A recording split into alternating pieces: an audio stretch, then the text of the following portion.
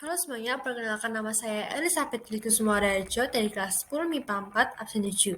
Dan hari ini saya akan menceritakan mengenai bab elastisitas. Sebelum memulai storytelling hari ini, saya akan memperkenalkan dua tokoh penting dalam cerita hari ini terlebih dahulu.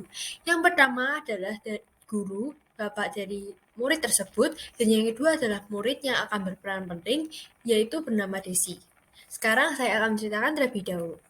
Suatu hari di dalam pelajaran fisika, saat semua siswa sedang belajar mengenai elastisitas, salah satu siswa di antaranya yang bernama Desi ingin bertanya. Permisi, saya ingin bertanya. Sang guru pun memperbolehkan Desi untuk bertanya. Pak, jika dilihat dari buku, elastisitas adalah kecenderungan bahan padat untuk kembali ke bentuk aslinya setelah terdeformasi. Namun, mengapa plastisin jika ditekan tidak berubah ke wujud semula? Sang guru pun menjawab, hal itu dikarenakan plastisin bersifat plastis, di mana bahan yang jika diberi gaya dapat berubah bentuk dan tidak dapat kembali ke kondisi semula. Desi pun menjawab, oh begitu. Kalau besaran elastisitas ada apa aja ya Pak? Sang guru pun kembali menjawab, besaran elastisitas terdiri dari tegangan dan regangan. Berikut saya jelaskan lebih lanjutnya. Yang pertama adalah tegangan atau stress. Tegangan yaitu besarnya gaya yang bekerja pada suatu permukaan benda bersatuan luas.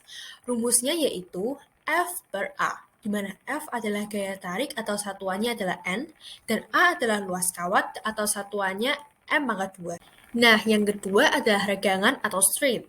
Regangan yaitu pertambahan panjang yang terjadi pada benda karena pengaruh gaya luar perpanjang mula-mula benda itu sebelum gaya luar bekerja padanya.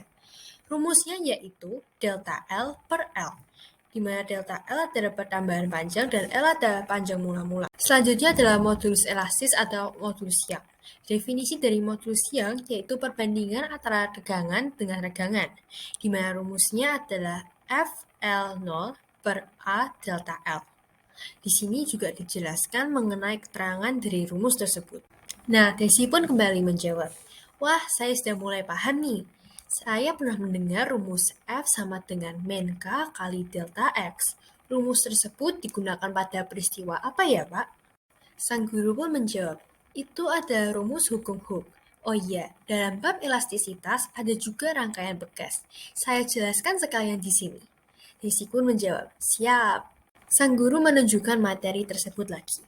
Nah, ini dia hukum Hooke. Jika pegas ditarik dengan suatu gaya tanpa melampaui batas elastisitasnya, pegas akan bekerja gaya pemulih yang sebanding dengan simpangan benda pada titik seimbangnya, tetapi arahnya berlawanan dengan arah gerak benda.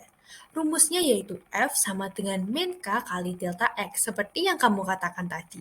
Nah, Desi, ini adalah bagian terakhir dari bab elastisitas, yaitu E, rangkaian pegas. Saat beberapa pegas dirangkai secara seri, paralel, dan lain-lain, maka yang berubah adalah nilai konstantanya, atau K. Nah, di bawah ini bisa kita lihat bahwa ada dua rumus, yaitu yang pertama untuk mencari rumus rangkaian seri, yaitu 1 per KS sama dengan 1 per K1 tambah 1 per K2 hingga seterusnya. Dan yang kedua adalah rumus rangkaian paralel, yaitu KP sama dengan K1 tambah K2 dan seterusnya. Bisa disimpulkan bahwa elastisitas adalah benda padat yang akan mengalami deformasi saat gaya diaplikasinya padanya. Jika bahan tersebut elastis, benda itu akan kembali ke bentuk dan ukuran awalnya ketika gaya dihilangkan. Namun jika tidak, maka benda tersebut termasuk dalam bahan plastis. Besaran-besaran elastisitas ada dua, yaitu tegangan dan regangan, dan kemudian tegangan dan regangan ini bisa kita gunakan untuk mencari modulus elastis. Juga ada bunyi hukum Hooke di mana rumusnya adalah F sama dengan min K kali delta X dan terakhir adalah rangkaian pegas. Sekian presentasi dari saya, semoga bermanfaat dan terima kasih.